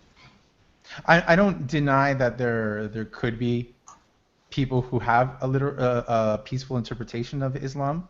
I think the essential point I would make is that one of the people who don't have a peaceful interpretation of Islam was Muhammad. They don't. And the Quran itself. You could talk about ISIS, you could talk about Al Qaeda, you could talk about these liberal feminist Muslims we talked about, and then we could talk about the book itself and the person who wrote the book himself, and was he a peaceful person? And all Muslims emulate Muhammad. And is the book itself peaceful? Without either interpretation, for just myself reading it, I'm not learning Al Qaeda's interpretation or a feminist interpretation. What does just the book say repeatedly, nonstop, about its demonization of infidels? Yeah, you find it's not good in any level. There's no interpretation. I mean, there's no feminist, there's no liberal who can really honestly, with a straight face, say to me that there is a positive interpretation in the Quran of how infidels are treated and will be treated in the afterlife. Yeah, there's no interpretation that says this is going to come out good for the infidel. And when people try to emulate him the way I once did, we try to emulate him in the good parts, because we're only aware of the good parts, because we're taught that history don't stink. So we're only taught that he was good to people, that people bullied him, and he still kind of smile at them the way Gandhi did. We're not, and all the wars are self-defense wars, so we're not aware of the dark, hidden, the dark alleyways in the scriptures of all the really messed up things he did. And that's all exposed in my recent episode 6 with Rima. Everybody has to watch that. It's such a and the problem with that is that let's say the liberal Muslims are the ones who take that kind of whitewashed, highlighted version of the good Muhammad and the good Quran, right? But all you need is a person who's like, well, let me look into this myself a little bit, and they see the dark side, and when they see those darker alleys, as you were talking about, they will go one of two ways. They'll either say, well, this is horrible, and maybe I shouldn't even be a Muslim, or they'll be like, oh, well, this is actually what Islam is about, and I should take this interpretations also into account, not just the highlighted parts that my parents spoke to me. It's not always going to go one way. It's not every person who reads the Quran or the Hadith outside of the peaceful interpretation is going to become an ISIS member, but they could become an atheist for all we know, or a liberal Muslim or whatever. But you are going to get a certain percentage that are going to become extremists. A lot of Muslims, though, do know about those things, and they choose to either excuse it or, I don't know, wash it. Because I found out about a lot of those darker things while I was a Muslim. It was the same thing with being a Mormon. A lot of those things are held from you, like you're not told about them, but you dig a little bit and you find out about them because the people want to argue religion with you, especially if you're online. So you're exposed to these things. So then you start apologizing for it or excusing it. That's exactly the example I was talking about. Like I said, a lot of people might come out of that as non-believers, and you said like it was reading about Muhammad and basically his pedophilia, which really you couldn't reconcile with. Yeah. Right. But some other people might read that and they might come out of that more extreme. So there's two things I'd like to point out. There's this idea of women empowerment in Islam and how it gave the women's rights. It's a very recent discussion of the past few decades because of American Western values spreading all around. And I was told that when I was researching Islam, I was told that Islam gave women, well, back when it was first around, it gave women rights that women just didn't have 1400 years ago. They had the right to divorce and the right to own property, and that was unheard of at the time. That's what I was told, and I believed. But this argument, it started in the 20th century when this idea of women's rights became a new thing, and this was scrutinized in this culture. So then the apologists come out and say, well, look, we have this and that. Another thing is, there's several things. Just to how 20th century cultural shifts really affect things, right? Another thing is how all throughout history, the 72 versions things was accepted. It was oh, okay, that's what it is. But the minute someone starts criticizing it from the West in the past century, then this guy in Persia or whatever comes out saying, oh no, it means raisins, because another language in Aramaic, they use the same word to mean raisins, so it's raisins. So this is a 20th century thing. Another thing, it's just all these 20th century culture shifts and how they really change how people read these things, right? So another thing is the whole child marriage thing, right? All throughout history, people accept it. They're oh, it is what it is. But the minute pedophilia becomes taboo and child marriage becomes taboo more and more in the 20th century, then people start defending it. People start bringing up cultural relativity. People start bringing up the whole menstruation thing. What else what else did they bring up? Oh, there's also this whole new theory, this conspiracy theory about how she was actually 21 or 19. Yeah, I've heard that lots. Yeah. So all these. She was conveniently now of legal age, what we call legal age now in this century, right? Isn't that it's amazing how that works? Yeah. And then I looked up translations of the Quran, for example. I looked up this one verse that says. In Surah 4, ayat 34, it says, if last resort, if your wife is not agreeable, just hit her lightly, right? All throughout history, all the translations say hit her lightly. All the interpretations say hit her lightly, not in the face, don't scar her, whatever.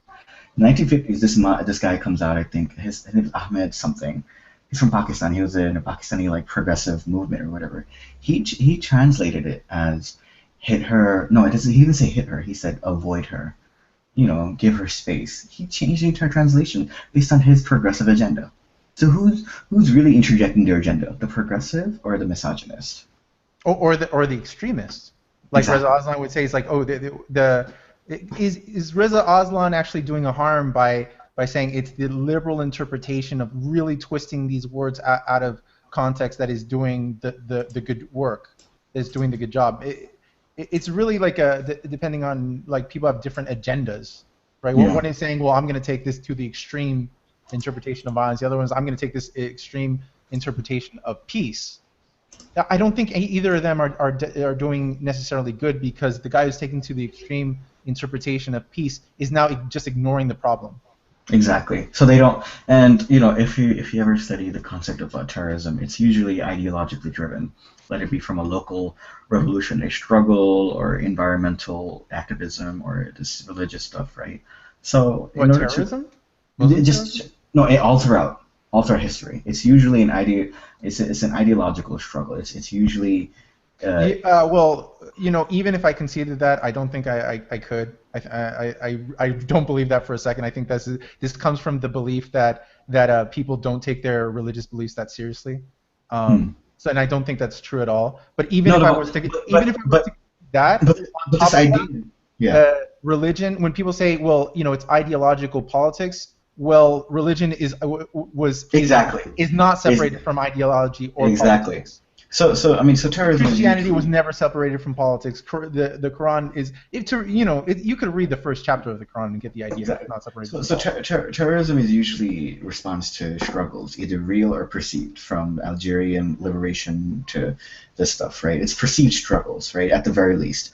So this whole U.S. imperialism thing, kind of going hand in hand with this doctrine, right? So you have to truly target it. You need to target it from an ideological basis, because if you ever do in-depth studies of terrorism and terrorism theories, there's a pyramid. There's Al-Qaeda 1.0 on the top, and there's 2.0, and there's 3.0. So 1.0 at the top is people like Osama bin Laden and his fighters. 2.0 are people who support him, either his allies in Al-Shabaab or donors. These are passively aggressive supporters. They're still active, right? But they're not engaged in the military action. the bottom of the pyramid, and as you know, you and I both know, the bottom of the pyramid is the largest part of the pyramid. This is the passive support. This is civil society support. These are the Islamists, the non-violent extremists, right? So this is an ideological thing. So they kind of depend on the idea of martyrdom to kind of make themselves, exactly martyrdom to kind of popularize their struggle, right? And then their struggle becomes popularized, and then media gives it coverage, and then I mean there's an ISIS fighter straight out of Canada, a black man, and the Vice, he went from his home in Canada and he migrated to like Iraq or Syria to fight for ISIS, right? So a Vice journalist interviewed him and asked him what influenced you. And he said, people always say, it's a sheikh this, a sheikh that, no sheikh ever, a sheikh meaning a religious leader, an Islamic leader, usually a man. Yeah, so no sheikh ever approached me. I just read the news and I read the Quran. So how do you tell that person, oh no, you're reading the Quran the wrong way? He just read it and he read what he read and he joined ISIS. How the hell do you tell that person, oh no, it's because U.S. imperialism, they killed his family, the drones killed his family? No, they didn't. He lives in fucking Canada, and he's a black dude from Canada, Well, I mean, even if you say it's like it's a response to Western imperialism. Well, to what degree then does a person putting a bomb on his chest and walking, if he's Sunni going into a Shia mosque and blowing himself up, how does that explain from U.S. imperialism? And then exactly if they're imprisoning and raping Yazidi women, how is that related to U.S. imperialism? Or killing apostates, or killing like gays, and I mean it's just or like you mentioned, like the stoning of Facunda. Well, it's like did those people when they heard that she had burned a Quran, and these were not Islamists or jihadists. These were just regular people around her towns that started, forming a mob. Regular people heard she had burned a Quran, started grabbing stones and throwing at her. Exactly. And did they have, U.S. imperialism on the mind? Exactly. And U.S. imperialism means it's the way they, to justify that point of view, or not to justify it, sorry, to explain it to that point of view. It's usually you see everything that's wrong with your society, you blame it on the West, the Kuffar culture, and mind you, the language here isn't America, but Kuffar culture, right? Disbeliever culture. So they're culture of disbelievers of Islam. Okay, so things like this woman burning the Quran, they see her as American inspired. Things like gays, they see homosexuality as Kuffar inspired. So they really brand the West as a Kuffar culture that spreads this, this culture that delegitimizes Islamic values. So they feel threatened. And because their Islamic values and their Islamic belief systems and their conservative ideologies are being threatened, in other words, the authority of their ideology, then they act out. Then they say Allahu Akbar, and then they bomb a cafe or something, and then they go out and they kill apostates because apostates are agents of the West. They're criticizing Islam. So the way they brand it is, and people also say like, oh well, the Islamic extremists, their largest population of victims are Muslims. How can you say they're not Islam? They're Islamic. Well, look at the language they use against the Muslims they victimize. They call them apostates. They don't say, oh, we're gonna wage war on fellow Muslims. No, they don't. I've never understood that argument at all. That the largest victims of Muslims are the Muslims. This is an argument that you feel better about Islam. But it's like the language they use. I mean, the language they would use for Reza Aslan and Majid Awan. The language they would even use for the more conservative apologists in the USA, like who condemn this militant ideology, right? The language they're going to use is, oh, they're all apostates. They're going to brand them all as apostates because they don't believe in their version of it. Wasn't it John Kerry, I think, who said that ISIS is a group of extremists and apostates? Oh my God! What a joke! Like yeah, it's really alarming that the Secretary of State of the United States of America would say something like that. Yeah. And influence discourse in such a magnetic way, and really, instead of solve the issue, which is something he's hired to do as the top diplomat of the country, or one of the top diplomats, along with the president, he kind of falls back on the issue by not calling it for what it is. And what this does is this empowers the Trump campaign, because the Trump campaign is not just all these bigots that really hate like Mexicans and Muslims. There's really frustrated Americans who are really frustrated with the politically correct culture that doesn't, call out problems for what it is.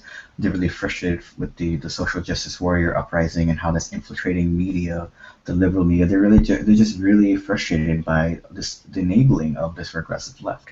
So is it really much of a surprise to us that like the Trump campaign is so fired up and the Bernie Sanders campaign? Bernie Sanders campaign is all social justice warriors. Let's just be real.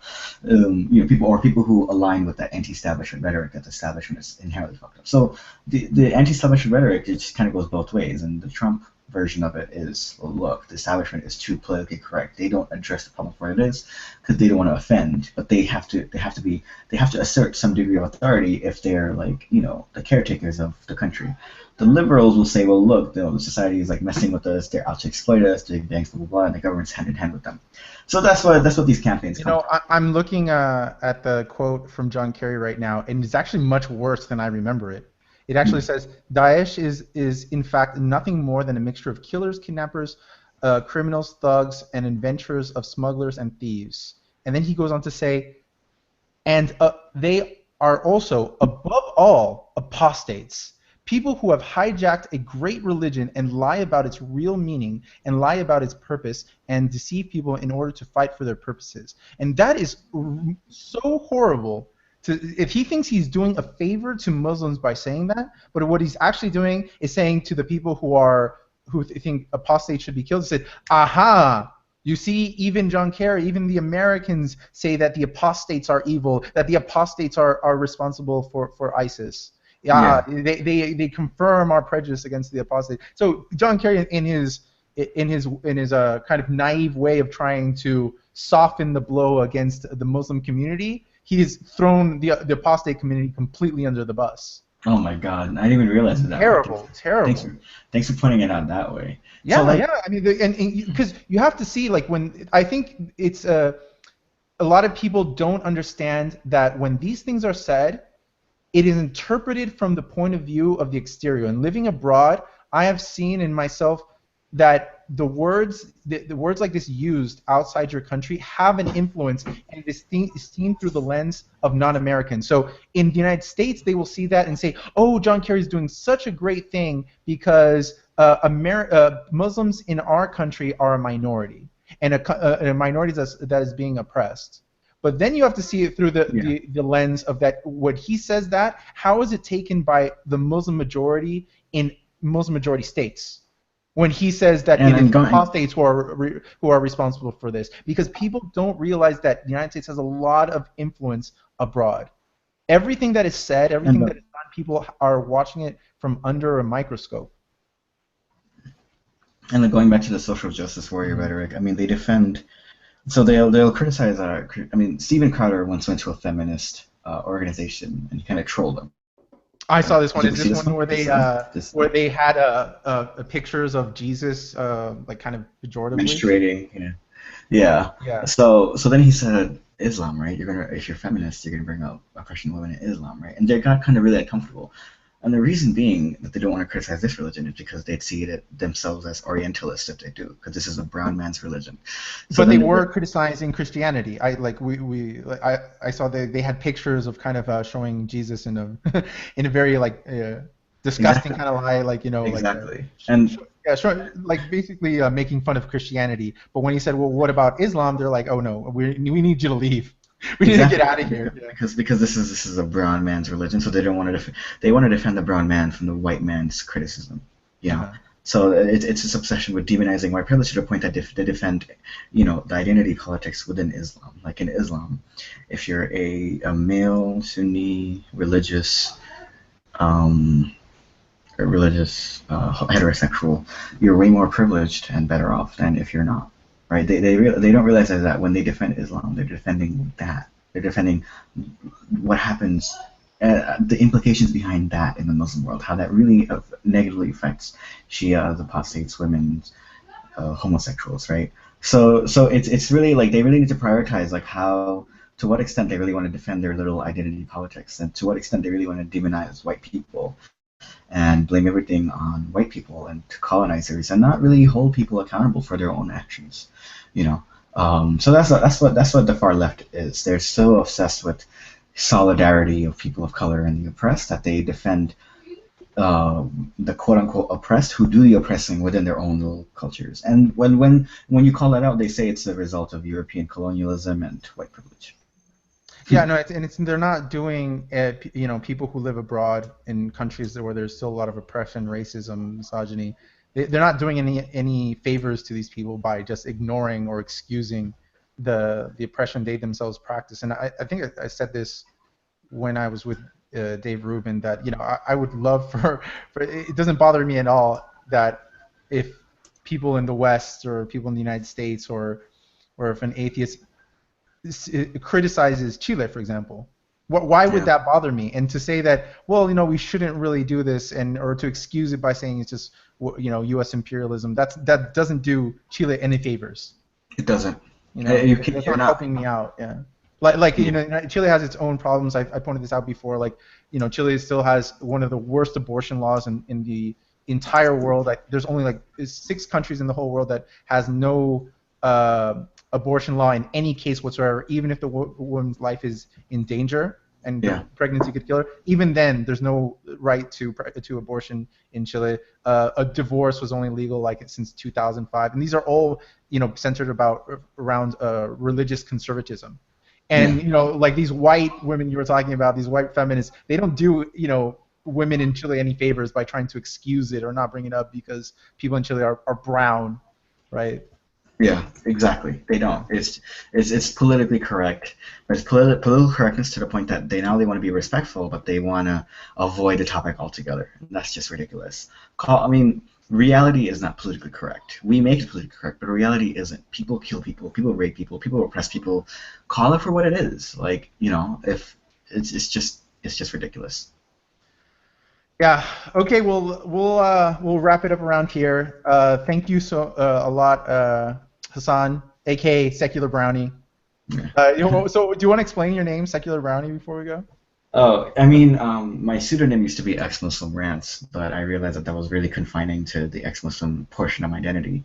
As soon as I became exposed to secularism and this idea of criticizing the regressive left, I became really critical of it. So I expanded it to the idea to one that kind of encompasses a larger array of topics. So secular is one, it's promoting secular ideals, libertarian secular ideals, and Brownie just reflects my South Asian heritage. So it's a kind of take on Brownie and being brown? Exactly, just to show hey look, I'm not white-splaining. Well, then you're just a native informant. Oh yeah. Uncle Tom. House Muslim. Yeah, basically. Jesus.